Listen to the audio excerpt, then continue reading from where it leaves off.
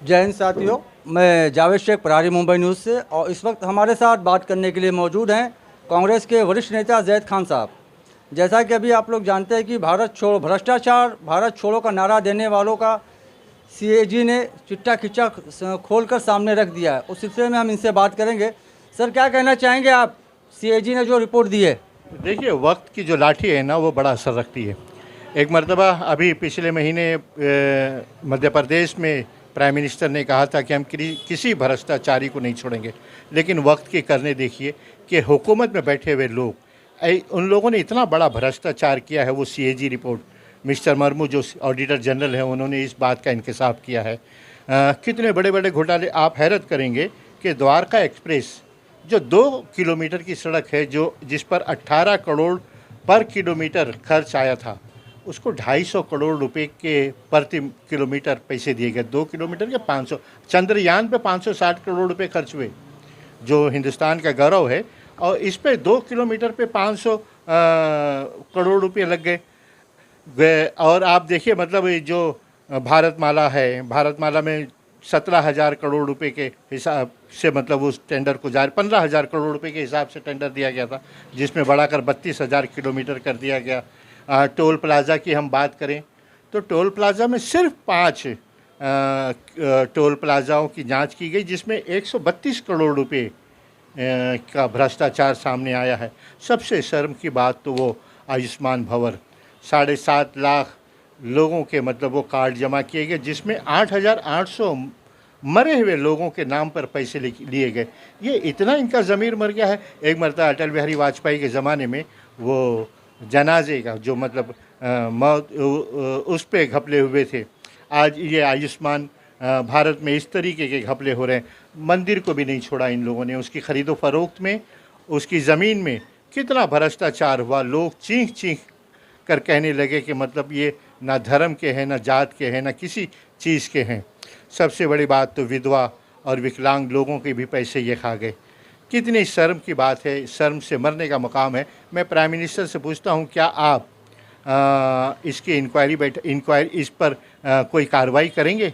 आपने तो बहुत छाती ठोक ठोक कर कहा था कि हम भ्रष्टाचार को बढ़ने देंगे। तुम्हारी छतरी के नीचे, अम्ब्रेला के नीचे ये भ्रष्टाचार हुआ है। विधवाओं के पैसे खाए गए, बीमारों के पैसे खा गए। 7.5 लाख लोगों का एक ही मोबाइल नंबर पर जो है कि पैसा खाया गया। हाँ, 7.5 लाख लोग तो मतलब वो जमा किए गए, 8,800 मुर्दा लोगों के नाम पे पैसे खाए गए। ये कैसा मतलब निज़ाम चल रहा है? कोई बोलने वाला नहीं। आपको अगर आवाम ने सत्ता दे दी है तो आप मर्जी से नहीं चलोगे। आप आवाम के सामने और हुकूमत के सामने जवाब दो। और सबसे बड़ी बात तो आप अपने ज़मीर के सामने जवाब दो। आप असल में क्या करते हो कि आपके दिल में भारत नहीं है। आपने अपने दिल को कई हिस्सों में बांट रखा है। हिंदू, मुस्लिम, सिख, ईसाई, इन नफ़रतों को जगह दे रखी है। आप एक जगह महात्मा गांधी को अपने दिल में रखने का ऐसा नाटक करते हो, दूसरी तरफ नथुराम गोडसे को भी अपने दिल में रखते हो। एक तरफ आप भ्रष्टाचारियों के ख़िलाफ़ बात भी करते हो, दूसरी तरफ आप भ्रष्टाचारियों को भी अपने साथ में रखते हो। तो ये एक दिल में इतने लोग नहीं आ सकते। अगर भारतीय हैं आप, तो आपको भारत का गर्व दिखना चाहिए। आपने तो भ्रष्टाचारियों को भी जगह दे दी, नफरती चिंटुओं को भी जगह दे दी। आपने इन भ्रष्टाचारियों को अपने मंत्रिमंडल में बिठा रखा है, जिन लोगों ने सीएजी रिपोर्ट चिल्ला चिल्ला कर कह रही कि आप भ्रष्टाचारी हो। जैसा कि अभी 2015 में प्रधानमंत्री मोदी जी भ्रष्टाचार, परिवारवाद, तुष्टीकरण को ही कह के सत्ता में आए थे, तो आज जो इनकी नाक के नीचे ये भ्रष्टाचार हो रहा है, लाल किले की प्राचीर से इन्होंने एक शब्द भी भ्रष्टाचारियों के लिए नहीं कहा। देखिए, मैं ये भ्रष्टाचार पर आपको एक मिसाल देता हूँ अमेरिका की। अमेरिका में सीनियर जॉर्ज बुश थे, 8 साल हुकूमत की। जॉर्ज बुश थे, 8 साल हुकूमत की। बिल क्लिंटन थे, 8 साल हुकूमत की। बराक ओबामा थे, 8 साल हुकूमत की। इन चारों राष्ट्रपतियों को आप देखें, जिनके हाथ में वो दुनिया का प्रथम मतलब सबसे सर्वश्रेष्ठ अमीर और सबसे लीडरशिप करने वाला मुल्क, जिसमें ये 4-4, 8-8 साल हुकूमत करने वाले लोग। George Bush, senior George Bush जब मरते हैं तो उनके खाते में क्या होता है मालूम? सिर्फ पेंशन की रकम होती है। जॉर्ज बुश सेकेंड हैंड गाड़ियों में चलते हैं।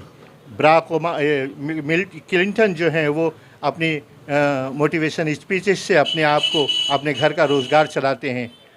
बराक ओबामा की बेटी बैंक में काम करती है, उनकी बीवी सर्विस करती है। ये उस मुल्क के लीडरों का हाल है। और हमारे मुल्क के लीडरों का हाल क्या है? एक मामूली नगर सेवक बनता है तो वो करोड़ों के उसकी चाल ढाल और रंग रूप बदल जाता है। यहाँ भ्रष्टाचार की हम बात करते हैं तो हमें कभी कभी शर्म आती है। आप बोलते कुछ हो लेकिन ज़मीन पे दिखता कुछ है।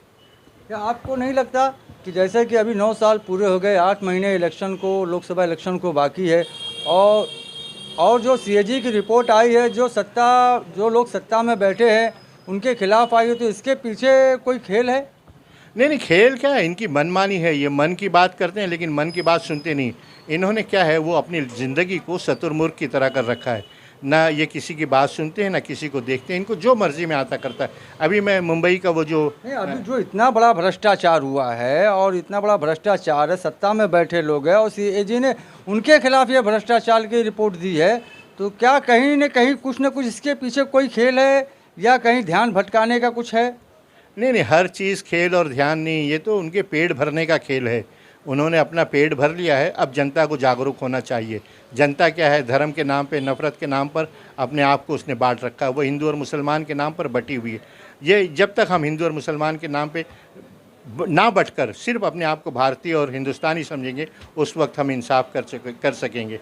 एक तरफ आपके दिल में बीफ एक्सपोर्ट भी है और एक तरफ बीफ बैंड भी है, तो ये कैसी आप सरकार चला रहे हो? मैं मुंबई की मिसाल दूँ कि धारावी का जो इलाका है, जिसको इन्होंने अडानी को दिया, 2018 में वही चीज़ 7,000 कुछ करोड़ रुपए में उसका टेंडर होता है। अब वो टेंडर होता है 5,000 कुछ करोड़ रुपए, 2100 करोड़ रुपए का फ़र्क है। अच्छा, उसमें तुर्रा ये है कि माहिम की जो रेलवे की जगह थी, वो महाडा ने उसके 800 करोड़ रुपए भरे।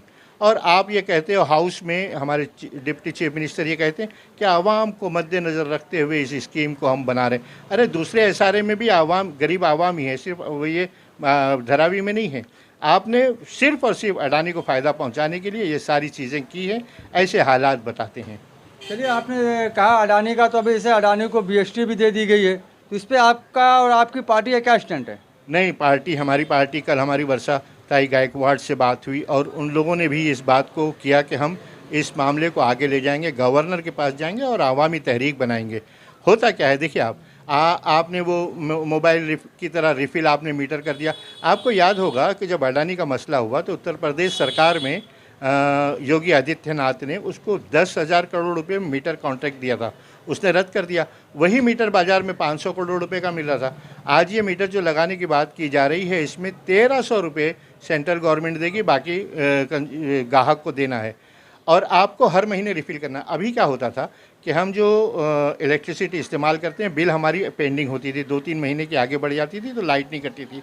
अब ये होगा कि आपने अगर 5,000 रुपये की रिफ़िल की है और वो पैसा ज़ीरो हुआ, सेम उसी टाइम आपका वो मीटर कट जाएगा। क्या आपको ये नहीं लगता है कहीं न कहीं जो है कि सरकार भ्रष्टाचार को रोकने के लिए जो है प्रीपेड बीएसटी की जो प्रीपेड लाइन ला रही है, ये कहीं न कहीं भ्रष्टाचार को रोकने के लिए एक कदम है? देखिए, ये मुल्क जो है ना, बहुत बड़ी आबादी का मुल्क है और बीएसटी में है ना, लाखों लोग, मतलब संख्या में, मतलब उसमें रोज़गार पा रहे हैं। ये लोगों के पेट पे लात मारने का काम किया जा रहा है। और सबसे बड़ी बात तो ये है कि जो 70 साल में कांग्रेस ने बोया था, इसको ये उजाड़ रहे हैं, उसको ये बंजर बना रहे हैं उस ज़मीन को। प्रहारी मुंबई न्यूज़ से बात करने के लिए आपके धन्यवाद। प्रहारी मुंबई न्यूज़ से मैं जावेद शेख।